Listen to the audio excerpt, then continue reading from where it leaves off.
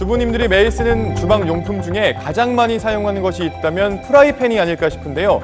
그런데 국내 한 조사에서 프라이팬 성분 중 유해 물질이 검출되며 문제가 되고 있습니다. 특히 해당 물질의 경우 이미 세계 각국에서 많은 연구와 규제 방안이 적극 논의되고 있는데요. 국내 현실은 어떨까요? 프라이팬을 둘러싼 유해성 논란, 인사이드 이슈에서 집중 취재했습니다. 평소 주방에서 가장 많이 사용하는 프라이팬, 특히 코팅 프라이팬의 경우 저렴한 가격에 무게까지 가벼워서 소비자들의 사랑을 한몸에 받고 있는데요. 네, 된장찌개나 김치찌개도 열이 금방 오르니까 자주 해 먹기도 해요. 그런데 최근 코팅 프라이팬에 숨겨진 진실이 밝혀지며 충격을 주고 있습니다.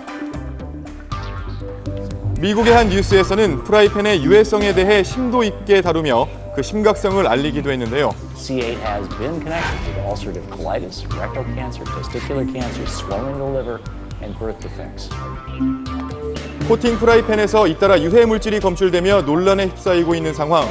특히 코팅에 사용되는 과부라 화합물이 문제가 되고 있는데 검은 빛깔로 코팅된 것을 PTFE라고 하는데 이를 접착하는 촉매 물질이 바로 과부라 화합물 PFOA입니다. 물하고 반응하지 않고 물을 밀쳐내는 그런 성질을 가지고 있으니까 음식할 때 당연히 좋은 코팅 용기로, 코팅제로 쓸 수 있겠죠. 이 물질로 만든 프라이팬은 재료가 잘 눌러붙지 않고요.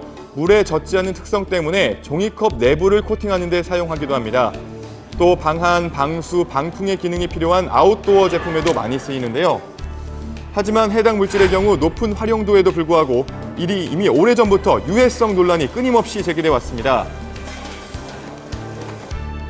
지난 2013년도 환경보건전망저널에는 과부라 화합물 PFOA가 각종 암을 유발한다는 연구 논문이 실리기도 했는데요. 특히 문제가 되는 것은 고온의 환경에서 발생되는 유해 물질입니다.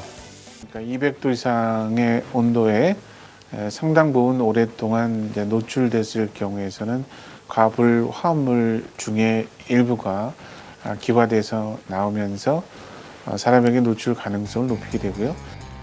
그렇다면 실제 프라이팬을 가열할 때 온도는 얼마나 상승할까? 실험을 시작한 뒤 200도까지 상승하는 데 걸린 시간은 놀랍게도 불과 28초밖에 걸리지 않았는데요. 1분 40초에 다다라서는 온도가 무려 400도까지 치솟아 오르는 것을 확인할 수 있었습니다. 생각보다 뜨겁네요. 그렇다면 일반적인 사용 중 가장 높은 온도인 200도를 기준으로 했을 때 유해 물질은 얼만큼 발생될까요? 간단한 실험을 통해 측정해 보기로 했습니다.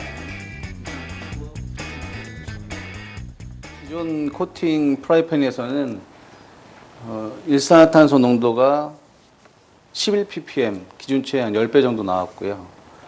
TVOC, 휘발성 유기화합물은 15ppm, 그래서 기준치의 한 30배 정도 높게 나왔습니다.